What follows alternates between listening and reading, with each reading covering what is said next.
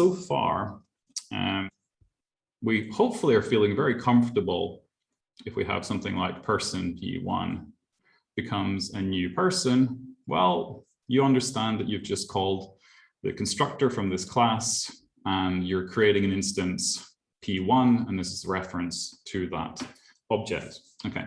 And if we need to have multiple people, well, the obvious solution is we'll just repeat what we've done. P2 is also, I'm not going to write all that out because it's too much, and P3 and so on. Okay. Now, so far, if you've been kind of following my visualization of what's actually happening when a Java program is running, it's pretty simple. You'll understand that we now have these references and we have objects floating around the JVM that we can interact with. Okay. Now, if I want to print out all the information about these person objects, it's going to be another 3 print statements. And that's obviously redundant. Pretty much whenever you're programming, if you start to notice that you're repeating code, you're probably doing something wrong and you could probably do it much more efficiently.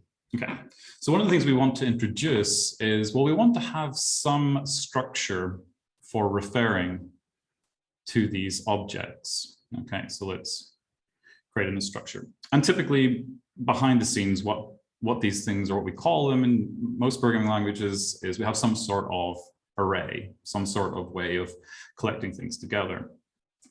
Except we're going to have an object that looks after this array. And what this object is, well, we can imagine we have some reference to this object.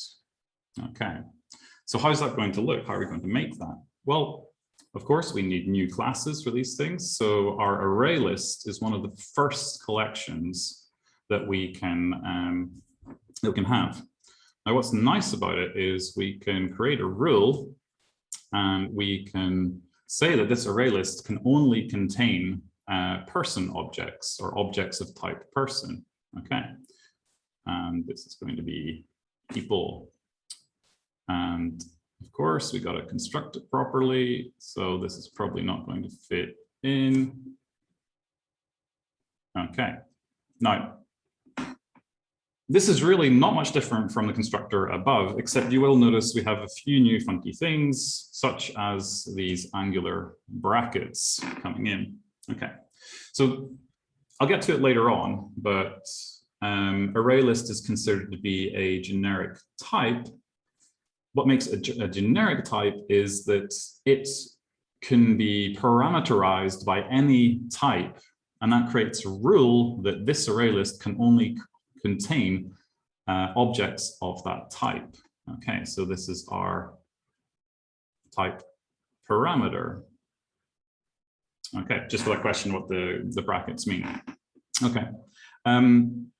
It's possible to completely remove this and then just create an ArrayList that creates, that will accept any object. And we'll come on to that later, but that would be known as raw types. Okay, don't worry about that for too much right now. All we're doing is we're creating something called people, and this will be of type ArrayList.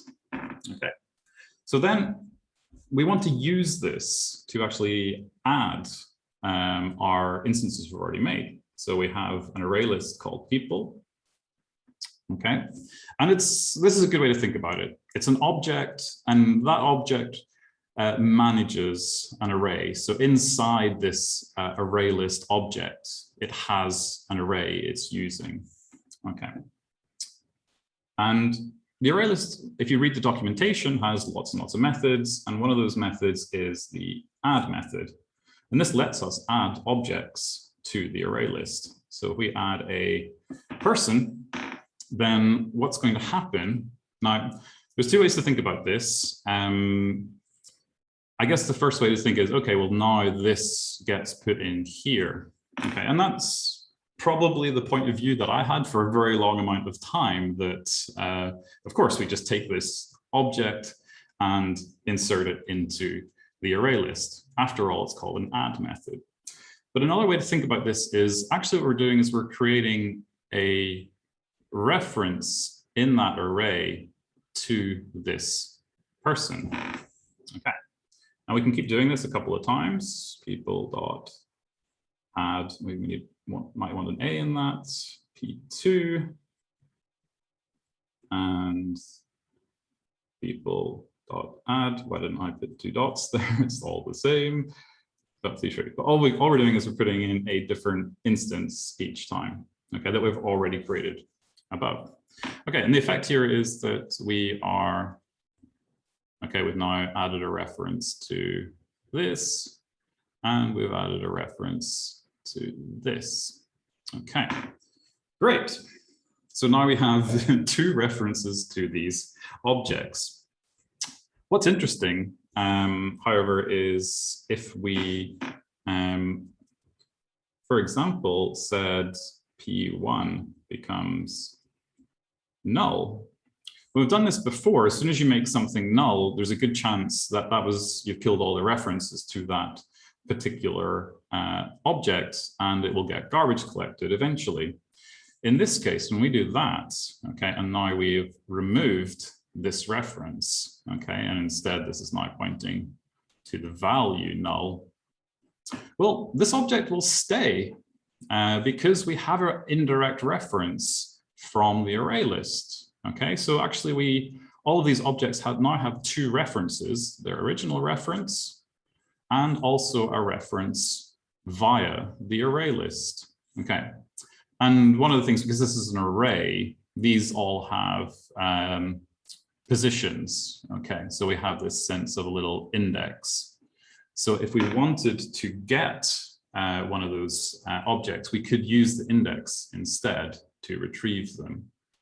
Okay, so great, you've put all these objects into an array list. How does that help us? Well, now if I want to do some processing on these, all of these objects at once, I'll jump ahead a little bit and let's have some iteration. So I can say for each person inside the people collection, I got to put my rather strange squirrely bracket there. Let's say we want to dot out dot, that's a strange extra dash there, print line, and it's a person object. So let's imagine we can get the person's name. So we can say p dot get name, semicolon, so it will compile and close our loop. Okay. What's really interesting now is we have actually made something that's really scalable, because, okay, this example only has 3 objects, but imagine if we went from 3 to 3 million objects.